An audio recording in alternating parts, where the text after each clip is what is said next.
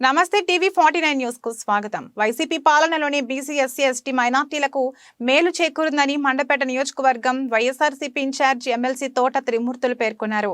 అంబేద్కర్ కోనసీమ జిల్లా మండపేట విజయలక్ష్మి నగర్ లోని వైసీపీ కార్యాలయంలో మంగళవారం ఏర్పాటు చేసిన మీడియా సమావేశంలో ఆయన మాట్లాడుతూ ఈ నెల 22 శుక్రవారం మండపేటలో బీసీ సామాజిక సాధికారిక బస్సు యాత్ర నిర్వహిస్తున్నట్లు తెలిపారు.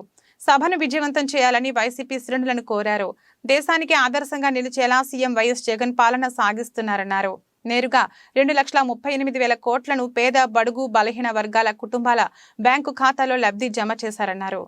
అభివృద్ధి సంక్షేమ కార్యక్రమాలు ఏం జరిగినాయి, ఎలా జరిగినటువంటిది ప్రజలందరూ చూస్తున్నారు. ఎక్కడికెళ్ళా ప్రజలందరూ కూడా బ్రహ్మరథం పెట్టేటువంటి విధంగా ఉంది.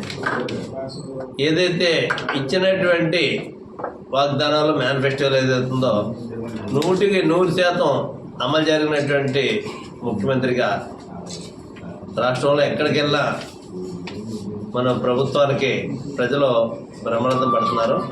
దీంట్లో మన నియోజకవర్గంలో ఉన్నటువంటి మెండపేట నియోజకవర్గంలో ఉన్నటువంటి కపిలేశ్వరం, రాయవరం, మెండపేట రూరల్ మండలం, టౌను, ఈ 4 ప్రాంతాల నుంచి కూడా పెద్ద ఎత్తున పార్టీ అభిమానులు, మహిళలు, ఈ ప్రభుత్వం వల్ల లబ్ధి పొందినటువంటి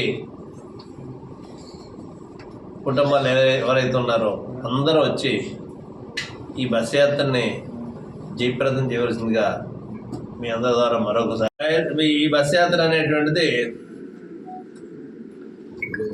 టౌన్లో ఉన్నటువంటి వాళ్ళందరూ మున్సిపల్ ఆఫీస్ దగ్గర ఉన్నటువంటి కలుపు సెంటర్కి వచ్చేస్తారు.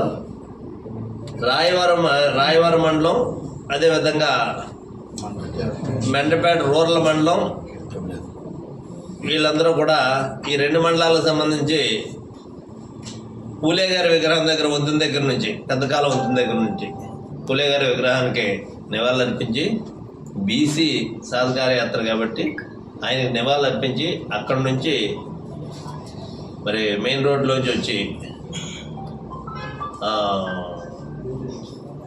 కలప సెంటర్లో ఈ బహిరంగ సభ ఉంటుంది.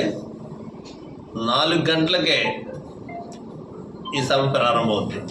3 గంటలకే పులిగారి విగ్రహానికి నివాళులు అర్పించి అక్కడ నుండి 4 గంటలకి సెంటర్కి వస్తాం. 4 గంటలకు మీటింగ్ చూసుకుని 6:30-7 గంటల వరకు ఈ సభ జరుగుతుంది. దీనికి అందరూ కూడా సహకరించి జగన్ గారి యొక్క సంక్షేమ కార్యక్రమాల అభివృద్ధి గురించి మాట్లాడేటువంటి సభ కాబట్టి తప్పనిసరిగా ఈ సభని జయప్రదం చేస్తారని చెప్పేసి మరొకసారి కోరుతున్నాం.